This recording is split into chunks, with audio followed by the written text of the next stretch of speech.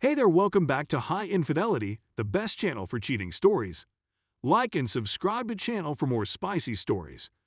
Now, let's get into today's story video. My wife has been caught cheating. Let me begin with some context. My wife and I are both 54 years old, M/F. 31 years of marriage. She works as a registered nurse at a hospital. I've been working for a house builder since I was 18 years old. We have 2 children, both of whom are in their 20s, and have left the nest. We decided to follow my wife's ambition of owning a bed and breakfast when we were in our 40s. We've been searching for years on and off. We found a 5-acre plot of land with a house constructed in the 1870s. The original owners were significant landowners in the region. They had a vast agricultural business enterprise. Over time, fewer members of the family decided to continue farming. Land parcels were auctioned off. Our town is experiencing growth spurts since it has become rather touristic due to certain, shall we say, natural formations and attractiveness. Farmland near major motorways is being devoured. We bought a home an acreage distant from the motorways. My wife and I have been renovating the whole home since we purchased it. Some basic maintenance has been neglected, and we wish to restore the mansion to its former glory of 150 years ago. In addition to earning a livelihood, my wife has been in charge of beautifying rooms while I finish up with mortgage payments. I'm refurbishing room by room, paying for all materials and expert assistance as required. Because I am somewhat handy, I do the majority of the job. The housing business has skyrocketed in recent years. We'd work 8 days a week if we could. I was making a lot of money. Until last year, that is, we were out of work for a period in 2020 due to the epidemic, and then material shortages began. Of course, my wife had been on the front lines for the previous 18 months. She worked at the hospital for weeks without taking any days off last year. The medical personnel remained at the hospital. They had rooms where numerous people slept together. To put it mildly, the crew got extremely close. They worked for 4 weeks and then took 2 weeks vacation, starting in March of last year and continuing into the autumn, and then again after Thanksgiving. After the kids were grown, my wife always worked for others if they asked. She saw these young parents weep because they couldn't see their children. So during her downtime, she would give up her vacation time and provide it to the staff members who truly needed it.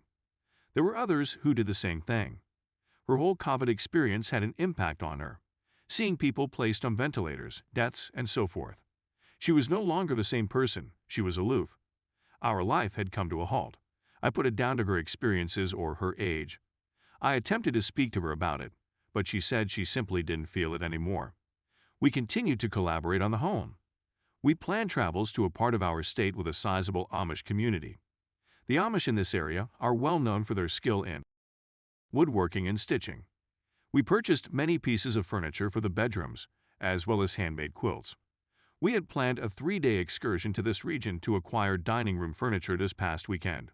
I also pay in wood from the demolition of an old barn, which I undertake as a side hustle. Barnwood is in high demand. My supervisor calls to inform me that everyone will be working the whole week since he was able to buy wood and shingles for a home we've been sitting on while waiting for supplies. I informed my wife that we may travel on Saturday and Sunday. She informs me on Friday morning that she is still going with some coworkers since there is an autumn festival going on. That night, I head to a nearby tavern. One of her employees approaches her to say hi. I inquire whether she intends to accompany me on the vacation. She had no idea about it. So I contacted the wife, wondering whether she was okay and who else was there with her. She responded by texting this friend, another close friend, and a buddy named Stevie. I'd heard this name a couple times in the previous several months. I had always assumed they were feminine up to that point. I asked her bartender if she knew this Stevie. She declined, but there is a Steven who works for them. When will the wife return? On a Sunday afternoon. She has bags of tablecloths, napkins, and kitchen towels, among other things. She is showing me what she purchased. There was a tiny bag in one of the bags. She took it out, glanced inside, and said, "Oh, not this bag. It's not for us." I just let it go. Later, when I checked in the bag, I discovered that she had stashed it in a closet. It was decorations for a man cave for a college football team that I don't watch, therefore it wasn't for me. I requested to speak with her. I inquired once again as to where everyone had gone. She chose the same 3 persons each time. I simply wanted to know who Stevie was since we hadn't met before. She mentioned a lady I work with. I took out the man cave items and informed her I spoke with her buddy, who was supposed to be traveling last weekend, but her plans fell through. Then I asked again who Stevie was. She began to weep and told me who he was and that they were alone. They had an encounter. They have been since last year's hospital lockdown. As a result, she is currently residing in one of the completed bedrooms. I have access to our bedroom. On Monday, I'll consult with a lawyer. I'm at a loss for what to do with the home, the business, and the marriage. She was sorry she was caught, but not for the affair, she told me. I asked her if she was willing to call it quits with Stevie. She was unsure. Update. It's been a stressful couple of weeks. My wife and I were fighting as my business and side gigs picked up. I went to see a lawyer. He recommended we attempt to figure things out before he gets involved after I described everything. The residence is still not a company and hence cannot be sold as one. We'd have to market it as an incomplete home, which would reduce the price. We spent well over $100,000 on the home, not including the mortgage. The lawyer will need to confer with a real estate attorney and maybe a business attorney. As a result, their fees will be hefty. So I approached the wife to ask if we can chat. I'm not sure whether she's ashamed about getting caught, but she's dug in her heels. She urged me to get out of the home. I informed her I had no intention of doing so. Then she retaliated by having me give up the master suite and relocate to one of the bedrooms. I assure her again that I don't intend to do it. She then says she'll be gone for a few days and will transfer all my belongings out and place them in the foyer for me to choose where I'll stay. As a result, I discontinued the discussion. I walked out to where I keep my supplies and got a new door lock with a push-button keypad. When we had visitors, I planned to put on the bedroom doors. After each visitor, we may modify the combination. I hung it on the master bedroom door. I went to work the following day. She was furious when I returned home after a day of receiving angry texts for putting the lock on. "How dare you lock me out of my bedroom?" she raged. I requested if we could please discuss after some back and forth. She eventually consented. We sat down later that evening. I told her I was upset to learn of the affair and that I wished she had informed me she wasn't happy. She was deafeningly silent, so I kept doing that because, as far as I'm concerned, the marriage is finished. She just nodded her head. I then informed her that I had seen an attorney.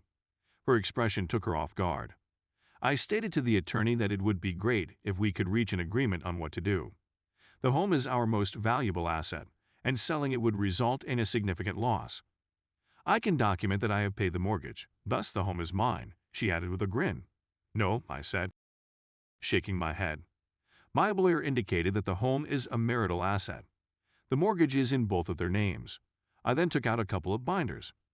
Every receipt that I have spent is classified by room on what I have spent. I began this just out of curiosity and continued as we completed rooms. I have proof that I spent thousands of dollars renovating the residence. The receipts took her off surprise. She hasn't seen an attorney yet.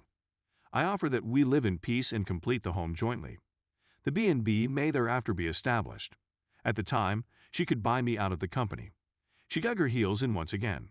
No, I must go. If not, she intends to relocate Stevie. This stung a little. I stood up and went to get a drink of water to gather my thoughts. When I returned to the table, I warned her that if I saw him in the home or on the land, I would begin demolishing everything he had done. I'd pull out every nail and screw I'd placed in. Every light fixture and plumbing fixture would be removed. I promised not to destroy them since I own them. I'd replace them with whatever old scrap material I could locate. I told you to think about it and talk to whomever is offering you dime store advice. Please let me know. She came to see me yesterday. We hadn't spoken in a few days. She asked if we could speak about it again. She had spoken with our children. I had contacted each of them and informed them of the situation. Our daughter advised that we remain in the home until it was finished, and then start the company as I proposed. Then I could maybe walk out while still owning 50% of the company. Mom might operate the company by hiring an employee or two to assist run it, perform yard maintenance, and give Mom a day off. I assured her I'd think about it, but my opinion of Stephen would not alter. So I have another meeting with the attorney. The main difficulty is that we will most likely not be in business until 2023. The exterior requires a lot of work, as does the landscaping, and we need to build a room for one of us to live in. The room I'm in is one of the available for rent.